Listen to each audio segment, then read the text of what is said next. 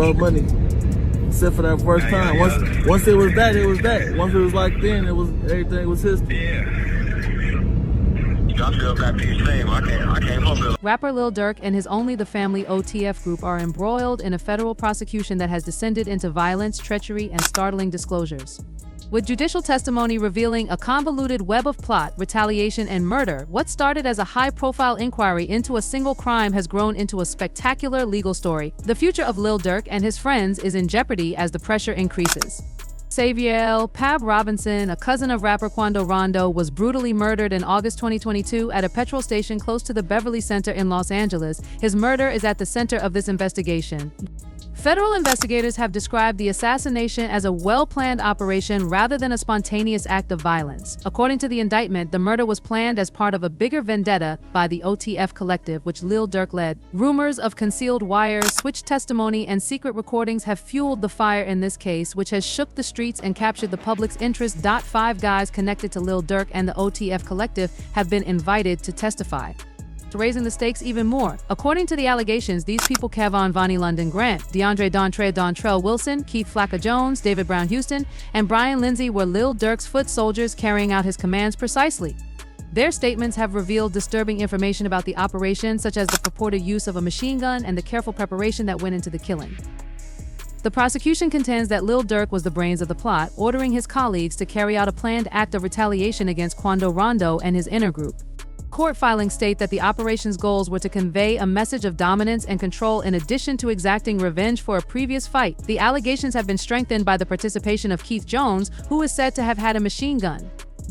This depicts a highly organized and well-equipped criminal organization. Allegations of treachery among Lil Durk's close circle have given the case a particularly dramatic turn. Some of the accused reportedly provided incriminating evidence against their former companions as part of their cooperation with federal investigators. The prosecution's case is allegedly strengthened by the damning talks that were acquired by covert wires and hidden recordings. One of the most startling events occurred when a suspected hitman with ties to the OTF collective testified, allegedly dropping a bombshell about Lil Durk's involvement in the plot. Due to disputes between defense and prosecution lawyers on the reliability of witnesses and the reliability of the evidence, the courtroom has turned into a battlefield. By pointing to the pressures and possible bargains that may have affected the witness's testimony, defense lawyers have claimed that the testimonies are untrustworthy. Additionally, they have attempted to disassociate Lil Durk from the purported plot by presenting him as a prosperous musician who has been unjustly singled out because of his notoriety and connections. The prosecution, on the other hand, has presented Lil Durk as the head of a criminal organization. Social media postings and viral videos. The flurry has been exacerbated by rumors of a new courtroom film that purports to show a shocking development. These recordings, which sometimes include dramatic commentary and unsubstantiated accusations, have helped to create a story of intrigue and treachery that has captured the attention of both critics and fans. The case's ramifications go far beyond the persons concerned. Lil Durk views the stakes as being as high as his freedom and career. That maintained its authority by intimidation and violence, painting a very different image. Questions about the relationship between hip-hop culture, street violence, and the legal system have been raised by the case's resemblance to other well-known instances involving rappers and suspected gang participation. The drama has captivated the public, and rumors about the case have been fueled by. The case has rekindled discussions among the hip-hop world over how rap music depicts crime and violence. Additionally, the case poses a difficult test of the judicial system's capacity to unravel intricate webs of illegal behavior and administer justice. The trial will continue to focus on the accused's statements and court evidence. In addition to deciding Lil Durk and his colleagues' fate, the case's verdict will send a strong message about the negative effects of violence and conspiracy. The streets and the courthouse are still tense as everyone waits to discover who will lose this high-stakes judicial drama, face federal allegations that range from murder to conspiracy. In a series of well-planned raids around Chicago on October 24th, federal authorities detained the 5 men for hire: Addison, Illinois, and Gary, Indiana, while Houston and Jones are in federal custody at the Metropolitan Correctional Center in Chicago. Grant, Wilson, and Lindsay are currently detained at the Winnebago County Jail pending extradition to Los Angeles. Their arrest was the result of months of investigation into the murder, but only days later, a federal complaint alleging a conspiracy to kill a rival rapper led to the arrest of the rapper, whose real name is Durk Devontae Banks, in Miami. According to federal affidavits, Durk tried to escape the country to avoid prosecution by booking several flights in a complex plot to confuse investigators. Lil Durk was arrested and charged with his own crimes for allegedly planning the attack. 2 commercial flights were booked by Durk, one to Dubai and one to his last action was to charter a private jet to Italy, but he didn't board either. FBI agents caught him at Miami's Opaka Executive Airport just hours before the flight was supposed to take off. According to an FBI source, he made this calculated move in the hopes of avoiding federal jurisdiction, but we were watching him the whole time. In addition to fueling the fire, Durk's arrest and the testimony of his colleagues provide a damning picture of the rapper's apparent role in the violent feud. The haunting similarities between Durk's present legal issues and his songs fans have listened to his 2022 song again. Federal Nightmares fans have flocked to social media to draw attention to this link, with one user noting that Lil Durk foresaw his own demise. His putative partner seems to be carrying out the same scenario he prophesied. Durk's criminal history dates back to 2011 when he was arrested on weapons charges. Since then, he has been arrested numerous times and faced legal issues. In September 2023, Durk celebrated what he called a fresh start on social media by declaring that his criminal point out uncanny parallels between the song's themes and the current case. Durk rapped, "Delete my iCloud if I think they're really on me." However, when the trial comes around, it won't be your phone, it will be your friend who will be on the stand with his head down, seemingly unaware of me, but there's no use in hiring a lawyer if your friend told the lyrics. Now, as the popular video demonstrates, read like a dire prophecy. Record had been deleted and he tweeted, "Thank God my background is clean." However, a few weeks later, the rapper was in federal prison on suspicion of planning a lethal assault, which authorities allege runs counter to his promises of reform. The purported trial procedures have shown how brittle street loyalty is and how, when confronted with the full force of federal prosecution, what started out as an apparently close-knit group may fall apart and result in each individual trying to place the blame elsewhere and lessen his own responsibility. Grant the prosecution's case may benefit more from Wilson and Lynn's testimony than anticipated, and their collaboration may result in lighter penalties. As the 5 defendants await their next court hearings, Houston and Jones may also think about their views if push comes to shove, as legal experts indicate that more startling information might surface as the case develops. The viral video has already influenced public opinion, but Lil Durk's legal team is preparing for what seems to be a high-stakes trial. A deeper examination of the allegations against each of the 5 individuals and the crucial pieces of evidence that may identify their fates, who played what part and what drove their claimed conduct, is still necessary to fully understand the extent of the evidence. The case against Hitman's Lil Durk, the only family OTF collective in Chicago, was never intended to fight on the streets of Los Angeles, but on August 19, 2022, the fallout from a conflict that started in the city's South Side spread to the West Coast. Leaving one, prosecutors are accusing a man of murder and 5 others of being involved in a larger conspiracy. 5 individuals are named in the indictment as being connected to OTF and having ties to rapper Lil Durk. According to federal filings, the case's origins date back to November 6, 2020, when a senior OTF member known as DB When King Val was shot dead in an Atlanta nightclub after a confrontation with another guy known as TB Quando Rondo. It wasn't simply a personal tragedy. It was a statement of conflict. According to the indictment, an unidentified OTF leader named Lil Durk, also known as co-conspirator 1, used coded language to vow revenge. A bounty was allegedly placed on Quando Rondo's head, and it was clearly stated that anyone who carried out the hit would receive cash or opportunities within the lucrative OTF music network. This wasn't street justice, rather, it was planned, calculated, and lethal. Fast forward to August 2022. According to federal authorities, the plan to murder Quando Rondo took a dramatic turn when OTF members discovered that the 5 alleged hitmen had moved in when they found out he was in Los Angeles. Using a credit card connected to an OTF at a Los Angeles hotel, the strategy was straightforward but brutal: hunt down Rondo, ambush him, and kill him before August 19th. The hitman had Rondo in their sights, and surveillance caught them following his black Escalade as it drove around Los Angeles, from a closed store on Melrose Avenue to a marijuana shop on Flower Street. According to the indictment, the gang split into 2 automobiles and purposefully parked to trap them at a gas station on Beverly Boulevard, where the pursuit came to a stop. Cav London Grant allegedly took a private plane into Los Angeles to secure automobiles, ski masks, and guns for the gang that DeAndre Dantrell Wilson is accused of recruiting. In order to finance the mission, the hitman managed travel logistics using OTF resources. According to reports, on August 18th, Keith Jones, David Brian Lindsay, and Asa Houston were the ones on the ground, pursuing their target throughout Los Angeles. The gang hired automobiles, purchased ski masks, and booked into a Keith Jones and David Lindsay, armed with firearms, including a fully automatic rifle, were their objective when anarchy broke out.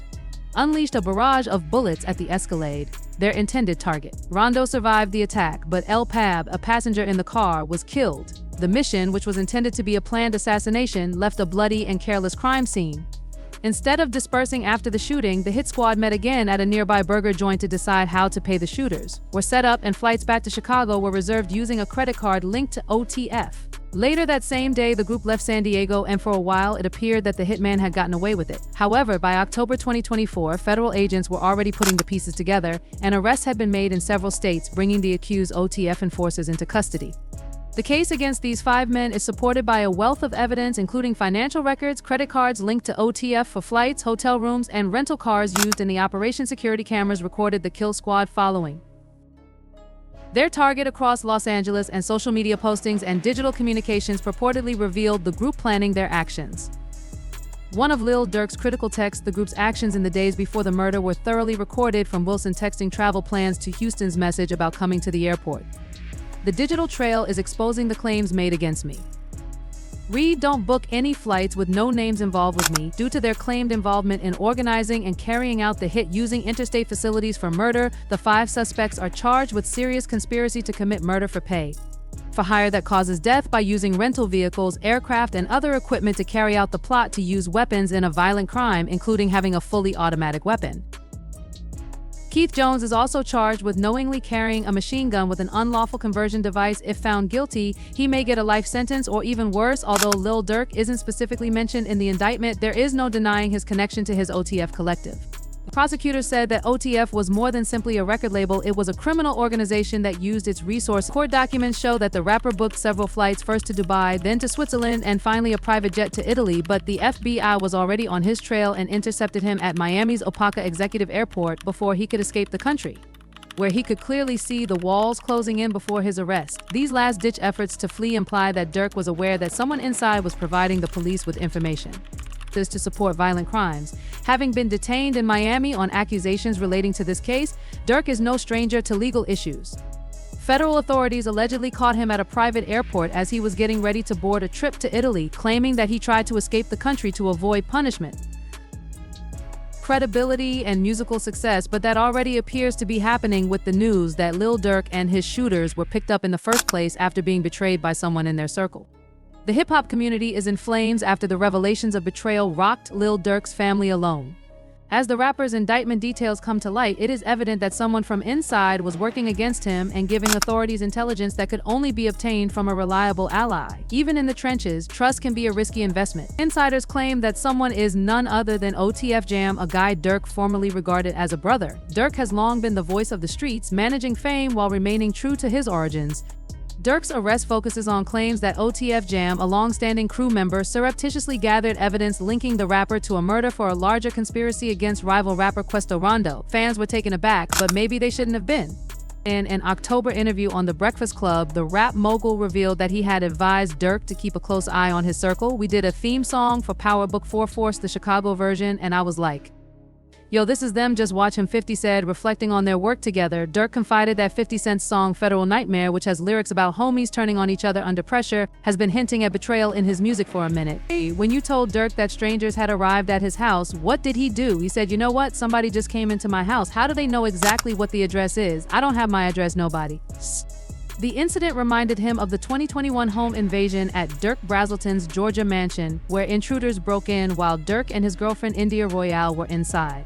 The couple exchanged gunfire with the intruders but managed to escape unscathed. For years, the seeds of treachery had already been sown inside his close group. Durk trusted Jam, a mainstay of OTF who was freed from jail in 2022 after completing a 12-year term for attempted murder. Jam was greeted with warm arms upon his return, and his interviews depict a guy who saw Durk as family. In one interview, Jam spoke about how his music helped him get through jail, which was awesome. Their relationship didn't continue. Reports state that soon after his release, Jam started working as an FBI informant, wearing a wire to surreptitiously record conversations with OTF members, including Durk. Some claim that the tipping point occurred when Jam asked for assistance, possibly financial or legal, and felt that Durk had disregarded him in a conversation with DJ Academics. Trenches News said that Jam's treachery sprang from feeling underappreciated and that if you participated in a crime, you had to give the murderers all the information Jam collected. Accused Durk of being involved in the murder-for-hire scheme that targeted Quando Rondo and his cousin. Another chapter in a story that combines the streets with music celebrity. This case is not merely a courtroom drama, it highlights the hazy boundaries between criminal enterprise and hip-hop culture. For the defendants, it is a struggle for their lives, and for Durk and OTF, it is a struggle for their legacy. The industry is already feeling the effects of the fallout. If found guilty, the 5 suspected hitmen may spend decades in jail for OTF, and the harm to their image could be disastrous, perhaps shattering a street-based business. LPB. Prosecutors claim that this plot was revenge for the 2020 murder of King Vao, an OTF member and close friend. The feds moved quickly to arrest Durk and several OTF members in October 2024, and the indictment described OTF as a hybrid organization that blurred the boundaries between gang activity and music. According to the indictment, Durk used his label as a front for violent crimes as well as a platform for talent. Betrayal struck hard, and Durk. Although Jam isn't specifically named in the indictment, whispers from Chicago to Los Angeles raises some questions about hip-hop. Community fans and insiders of the fallout are arguing about whether Jam's treachery was unavoidable or whether Durk could have done more to stop it, with some like DJ. The case against Durk and OTF highlights a much larger issue within hip-hop: the blurred lines between authenticity and criminality. For years, rappers have walked a fine line, using their street credibility as a badge of honor while trying to elevate themselves into mainstream success. Vlad has called it a tragic but common outcome in street circles. He did 12 years and got out, but eventually he flipped. Wack 100 echoed similar sentiments, adding that Jam's cooperation with the FBI may have been driven by self-preservation, but for many, this betrayal feels personal. Durk called it only the family. However, Durk's narrative turns out it will serve as a warning to people in the game. As 50 Cent noted in his interview, you need to determine who is really interested in you and who is only following along.